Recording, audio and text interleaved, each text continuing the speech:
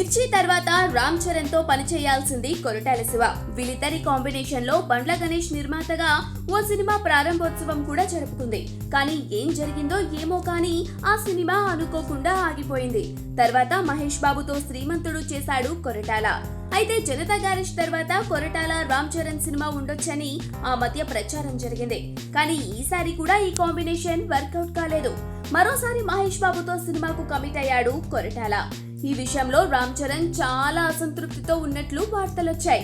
మరి రామ్ చరణ్ తో సినిమా సంగతి ఏంటి అని కొరటాలనే డైరెక్ట్ గా అడిగితే అతను చిత్రంగా స్పందించాడు. నాకు ప్రతి హీరోతోనూ చేయాలని ఉంటుంది, కానీ ఎవరితో ఎప్పుడు అన్నది మన చేతుల్లో ఉండదు అంటూ వేదాంతం ధోరణిలో మాట్లాడాడు కొరటాల.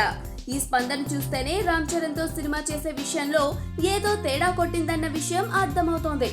అదే ప్రభాస్ తో మిర్చి తర్వాత ఇంకో సినిమా చేసే విషయంపై కొరటాలను అడిగితే ప్రభాస్ తో సినిమా తప్పకుండా ఉంటుంది, ఇది ఎప్పుడన్నది చెప్పలేను, ఓ మంచి కథ రాసుకున్నప్పుడు అది ప్రభాస్ కు తప్ప ఇంకెవరికి సూట్ అవ్వదు అనుకున్నప్పుడు తప్పకుండా అతడికే వినిపిస్తా అని చెప్పాడు కొరటాల.